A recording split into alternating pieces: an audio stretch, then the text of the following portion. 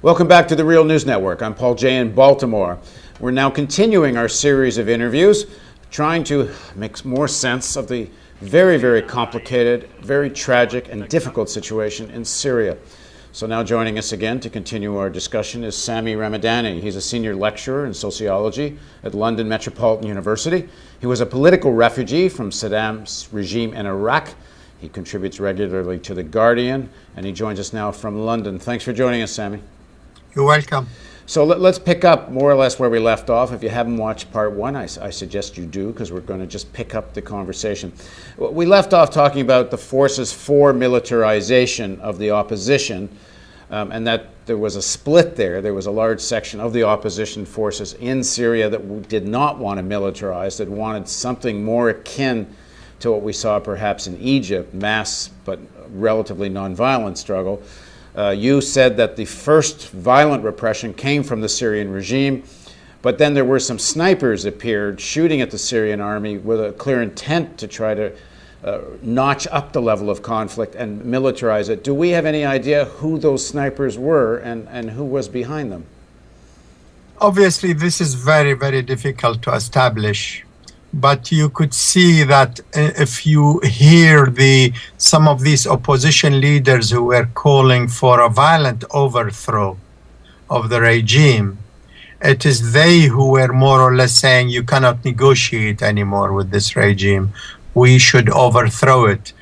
So, because there is a conspiracy theory that maybe even the regime wanted the opposition to militarize, to justify a crackdown. This is all speculative, but what is very clear is that on the side of the opposition, there were forces which I think were in a small minority who wanted to militarize, while the overwhelming majority of those marchers for reform, for democracy, were opposed to militarization. And a lot of the push for militarization came from the Syrian National Council, who are, if I understand correctly, mostly outside Syria and quite closely linked to the Saudi governments, American governments are kind of in negotiations with them. Is that correct? Absolutely. Some key figures in the Syrian National Council are well-known figures who are close to Washington. One or two of them actually live in Washington. And there is also a predominance of the Muslim Brotherhood within the Syrian National Council. And they are the best organized force within the Syrian National Council. Because the Syrian National Council is a broad grouping of many groups and individuals. And we have talked to members of the Syrian National Council who, in fact, are opposed to the militarization, opposed to outside intervention, but they seem to be a real minority within the SNC. They are extremely marginal and marginalized. The people who call the shots are the Muslim Brotherhood and those figures who are very close to Washington. These are really the important voices. There are one or two who are closer to France and Britain than the United States, but you're talking about NATO countries. And Saudi Arabia and Qatar. Qatar mostly finances the Muslim Brotherhood, but Saudi Arabia also have some links with some of them. But significantly, the Saudis seem to be backing the more extreme Salafis, the more extremist Islamists, who tend to make anybody else, any other Muslim, ibadi, calling for violence, they wouldn't regard even the Shia Muslims are true Muslims, and they tend to shoot at them and so on. Saudi Arabia is closer to those forces, which are now becoming quite strong within Syria. Now, in part one of our interview, you talked about the role of Turkey and how they had previously had relatively good relations with Assad, but changed their position, had a sort of rapprochement with Israel after the flotilla incidents. Why did Turkey, what is this reason for this shift in policy in Turkey to become so antagonistic and wanting to actually help engineer the downfall of the Assad regime? Okay. Turkey has had historical ambitions in Syria, just like they have some historical ambitions in Iraq. Because remember, after World War I, the Ottoman Empire was the dominant empire in the region. After World War I, the Ottoman Empire was defeated in that war, and all areas controlled by the Ottoman Empire based in Turkey were divided amongst Britain and France mainly. Now, Turkey became extremely angry at that settlement, and forces within Turkey still are determined to regain lost influence in Syria and Iraq, both territorially and politically. Economically, Turkey became a big power in the region. They started building relations with various, and that's important, with various Muslim Brotherhood forces across the region. But you mentioned in the first interview that these refugee camps for Syrians had been built in Turkey even before the greatest violence broke out in Syria. Yes. And so, but why would Turkey take the risk of such destabilization of a neighbor, perhaps hundreds of thousands of refugees heading to Turkey? I mean, why take such a risk? I think they underestimated the strength of the Syrian regime. This is my own take on this, that they took a huge risk, and I think maybe the United States gave them ill advice as well, that this popular uprising in Syria could topple the regime. Well, once it started being militarized, you could see the size of the demonstrations started going down with every passing week. People stopped going on demonstrations, which were hundreds of thousands strong. They became tens of thousands, and then thousands, then hundreds. So let's talk then, before we start discussing the other side of this, which is the pro-Assad forces, let's go back to the bigger geopolitical picture. Why do the Americans consider the Syrian regime worth all of this destabilization of the area and the potential consequences of all this? I mean, I've heard top American military leaders interviewed on television, and they seem genuinely concerned that, we don't know where all this leads. You have no idea who winds up in power in Syria. You don't know the repercussions on the neighboring countries. So, I mean, Assad wasn't that big a problem for the Americans as far as I could see. Why do all of this, other than, I suppose, the Iran agenda? I think you're right to refer to the Iran agenda. It is one of the most important aspects of this conflict if you look at the region in general. The United States and Israel are agreed, or broadly agreed, although the Israeli position is more extreme than the US administration's, of containing Iran and maybe even using military force against Iran. Now, Syria is a close ally of Iran, so that will obviously put it in the baddies book as far as the US administration is concerned and Israel is concerned. Syria also arms Hezbollah, the Lebanese resistance movement in Lebanon. They arm them very heavily. They are a conduit not only in terms of their own direct support for them, but also a conduit for Iranian support to Hezbollah. Syria also has very close links, has had at least close links with Hamas, the Palestinian resistance movement in Gaza. They have also a presence in the West Bank, and they used to arm them and support them. So for all of these regional reasons, Syria has upset the United States. So this is all part of an American chessboard, and Israeli chessboard perhaps, which is all about knocking down the king in the game, and that's Iran. So whatever long-term consequences all this have are almost secondary to what might be some kind of near war with Iran. Yes, I think that is not far from the mark.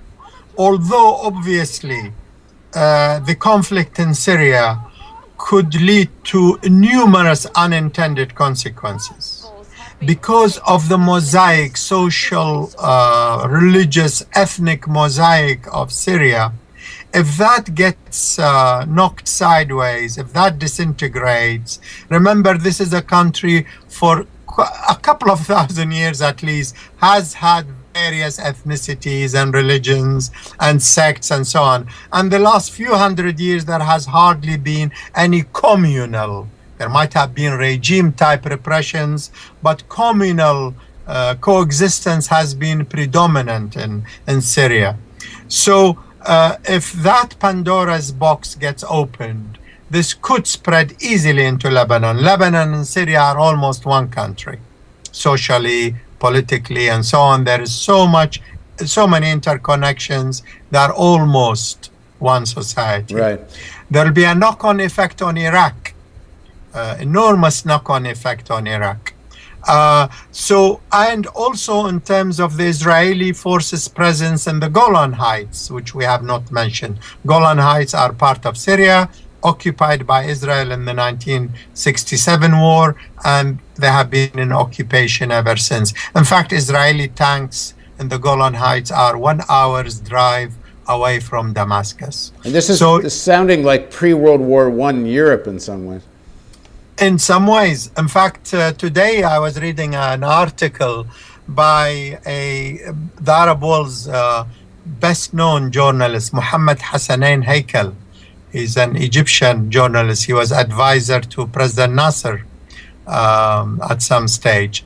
And his analysis is that we are witnessing a new Sykes-Picot in the region. Sykes-Picot is a reference to the secret deal between Britain and France to divide the region after World War I.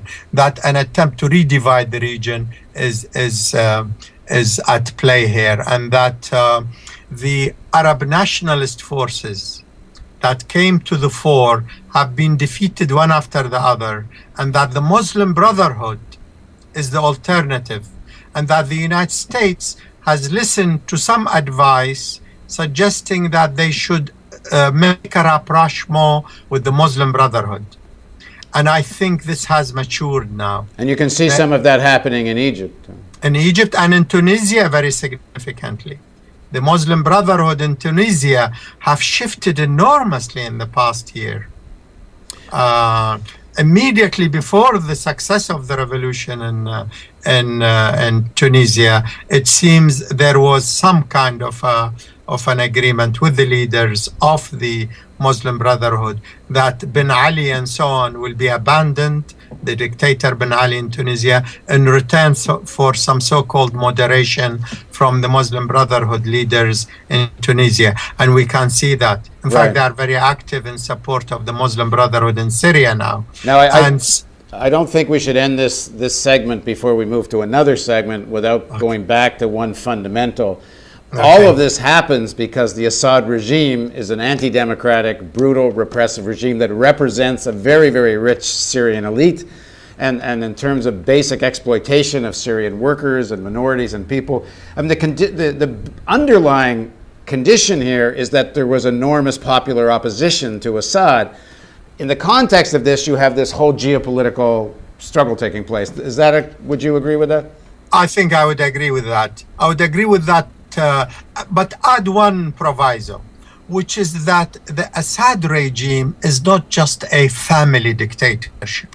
We're going to pick this up in the next part. We're going to talk about who is in power and who's in wealth in Syria in the next part of our series of interviews with Sami Ramadani. So please join us for this on the Real News Network. And don't forget, there's a donate button somewhere around this video player. And if you don't click on it, we can't do this.